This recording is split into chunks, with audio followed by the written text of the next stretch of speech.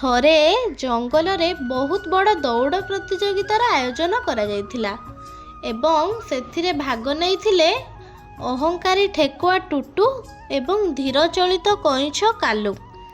ସମସ୍ତେ ଜାଣିଥିଲେ କି ଏ ବାଜିଟା ଟୁଟୁ ହିଁ ଜିତିବ, କିନ୍ତୁ କାଲୁ ପାଖରେ ଏକ ଗୁପ୍ତ ଅସ୍ତ୍ର ଥିଲା। ସେଇଟା ହେଉଛି ତାର ଜେଜେମାଙ୍କ ହାତ ତିଆରି ରକେଟ୍ ଉପମା। ଦୌଡ଼ ଆରମ୍ଭ ହେଲା। ଟୁଟୁ ତାର ଶକ୍ତି ବଢ଼ାଇବା ପାଇଁ ବଜାରରୁ ମିଳୁଥିବା ମହଙ୍ଗା ପ୍ରୋଟିନ୍ ସେକ୍ ପିଇ ଦୌଡ଼ିଲା, କିନ୍ତୁ କିଛି ବାଟ ଗଲା ପରେ ତା ପେଟ ଗୁଡ଼ୁଗୁଡ଼ୁ ହେବାକୁ ଲାଗିଲା, କାରଣ ସେଇଟା ଏକ୍ସପାୟରି ହୋଇଯାଇଥିଲା।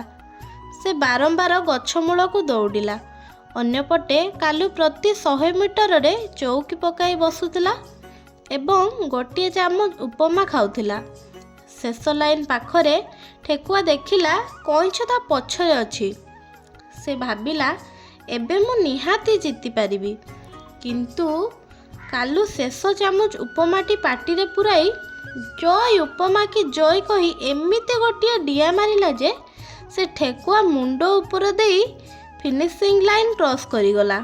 କାଲୁର ଏଇଭଳିଆ ଚିଲା ମାରିବାର ଦେଖି ଜଙ୍ଗଲର ଅନ୍ୟ ପଶୁପକ୍ଷୀମାନେ ସମସ୍ତେ ତାକୁ ଆଶ୍ଚର୍ଯ୍ୟର ସହିତ ଅନାଇବାକୁ ଲାଗିଲେ। କାଲୁ ଟୁଟୁର ମୁଣ୍ଡ ଉପରେ ଦେଇ ଡେଇଁଲା ବେଳେ ଟୁଟୁ ମୁଣ୍ଡରେ କିଛି ଉପମା ଲାଗିଯାଇଥିଲା। ଉପମାର ବାସ୍ନା ପାଇଁ ମହୁମାଛିମାନେ ଟୁଟୁକୁ ଗୋଡ଼ାଇବାକୁ ଲାଗିଲେ। ଟୁଟୁ ଜିତିବ କ'ଣ, ଭୟରେ ନଦୀକୁ ସିଧା ଡିଆଁ ମାରିଦେଲା।